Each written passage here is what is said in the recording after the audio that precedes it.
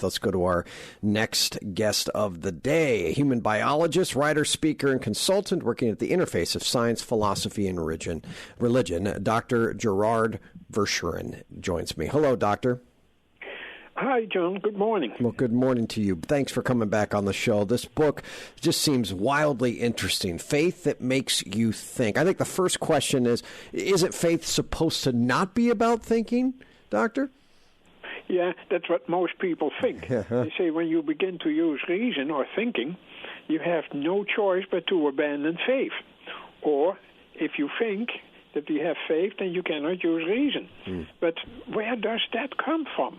The slogan, "Don't think, just believe," gives atheists a powerful weapon. Yeah. Don't believe, just think. That's why I start my book, Faith That Makes You Think, to talk about atheism. I think that is the biggest enemy of religion nowadays. And because they think that they are thinking. And believers don't think. They just believe. Well, I have news for them. And in my book, I try to show that constantly. We have in the Catholic Church the reason of faith and reason is so important. Pope Leo XIII wrote about it in an encyclical. John Paul II wrote an encyclical on faith and reason. So where did that idea come from, that faith does not allow to think? Well, it came from Martin Luther, the Protestant reformer.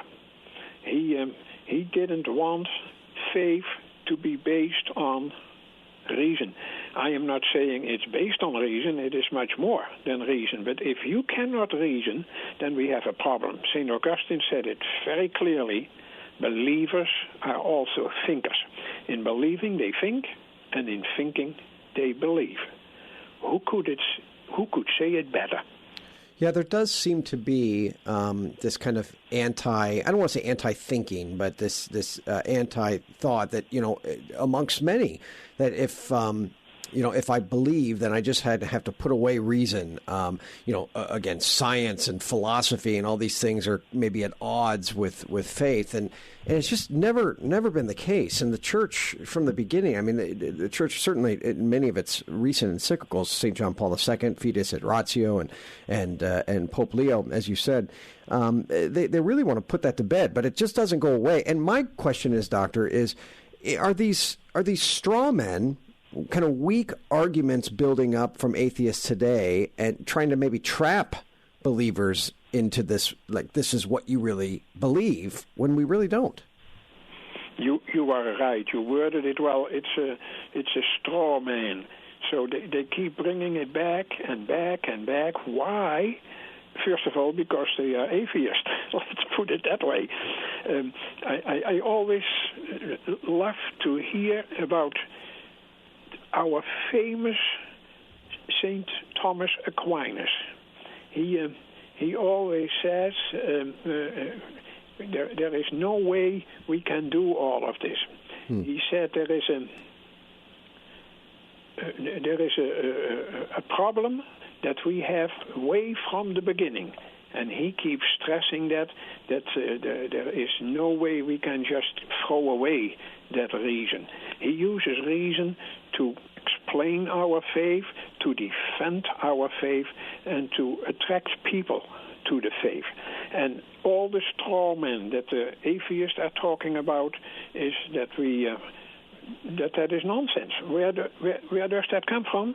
Because, first of all, they have been infiltrated by modern thinking, and that modern thinking says there is a conflict between faith and reason. In my book, I show that there is no conflict between the two, that what we believe in science, we can also accept in faith, and what we believe in faith, we can defend and explain with reason. So where does the straw man come from? I think originally from the Enlightenment period, with very liberal, unreasonable philosophers. And the church has tried so hard, as you said, indeed, and it does not go away, because these atheists have the the power behind them of academia and media. In the academia, they infiltrate each other with the same thought. There is a conflict between faith and reason, and there is a conflict between science and faith. Well, there isn't, and I can't keep repeating that enough. And in my book, I show by many examples that there is no conflict between the two. There are many scientists who are Catholics, and there are many Catholics who are scientists. I am one of them. It really kind of boggles my mind, Doctor, when you look in the history just of the world itself. Some of the greatest thinkers, many of the greatest thinkers that many atheists would be able to spout their names and would know them in a lot of their work. That many of them in highly intellectual, that we are at a point today where Christianity itself, or just religion or faith, is seen as anti-intellectual, when so much of what we have today, so much of what even atheists believe and have, science, as you said before, all of it, reason, philosophy, comes from people of faith. I completely agree with you. Religion, especially the Catholic religion, has so much to offer. And people who are blind for all of that, they are just not willing to accept all of that. So they come up with all kinds of arguments that are worth nothing, or they are attacking, as you say, the straw man. Mm-hmm. And we can try very hard, but we need a little bit more. St. Thomas Aquinas said it well, whereas unbelief is in the intellect, in our mind, that is, the cause of unbelief is in the will. The will can cause us to dismiss what the intellect tells us. And that's what atheists constantly do. They dismiss what they should know better, but their will is not there. They are unwilling to do that. And that is a sad story. Doctor, how did you get so passionate in your writing and talking and everything about the defense, if you will, the belief in God, or the intersection between faith and philosophy and science? I think because I was in that camp of liberals, I know how dangerous it can be. When you study biology or genetics, in my case, you get infiltrated with that thought. Even in Catholic universities, they come up with all this nonsense. And finally, I realized, I thought there is something missing here. And once I discovered that was like a conversion. I was already a cradle Catholic, but it made me a more reasonable Catholic. By reasonable, I mean using reason. So I thought, I have a calling here. I can defend science, but I also can defend faith very well. And I have become, someone who fights for the truth of religion, of Catholicism. And I do that by writing books. I think that is an important thing, for that is what atheists do too. All those atheists like Hawking and Dawkins, they publish book after book telling their lies or what they are unwilling to accept. And I'm trying to do the opposite. There is a fight going on, a warfare between the people who are in religion and people who don't want any part of religion. That's why I spent in my book the first chapter on what kind of atheisms do we have. And I try to take them powerless. And it's up to the reader to decide whether I succeeded. But I keep trying. Well, if anyone's thinking, well, who is this guy that you're speaking to, John, I'll tell you his book has been endorsed by Father Robert Spitzer, who's we're big fans of here on Iowa Catholic Radio. He says, Father Robert says, quote, "After a lifetime in the academy, I am convinced that the highest priority in the new evangelization is intellectual evangelization." I would agree with him on that.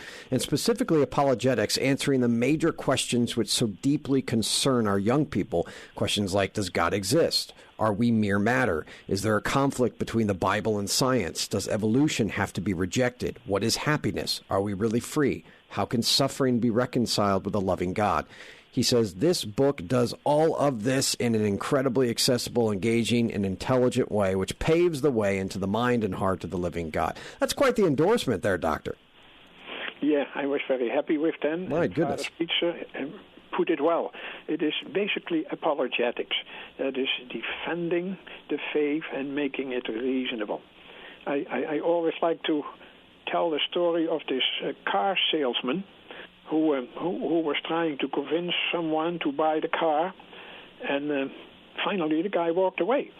So he said to his boss, he said, I tried to make him drink in the water, but he finally walked away. And his boss said, it's not your task to make people drink, it is your task to make them thirsty. And once they are thirsty, they will drink. And that's what apologetics tries to do. That's really interesting. Doctor, I want to thank you for coming on, as always. And can you point people to where they can get your book? Yeah, I would say the best way is Amazon, and just type Faith That Makes You Think. I won't give you my last name, for that will horrify people. So I will just say Faith That Makes You Think in Amazon, and you will find the book immediately. Yes, Faith That Makes You Think. Amazon, you can go also to Divine Treasures here locally, friends, and if they don't have it, they will certainly order it for you. Dr. Gerard, thank you so much for coming on. I can't wait to have you on again with your next one. Thank you, John, for your great interview.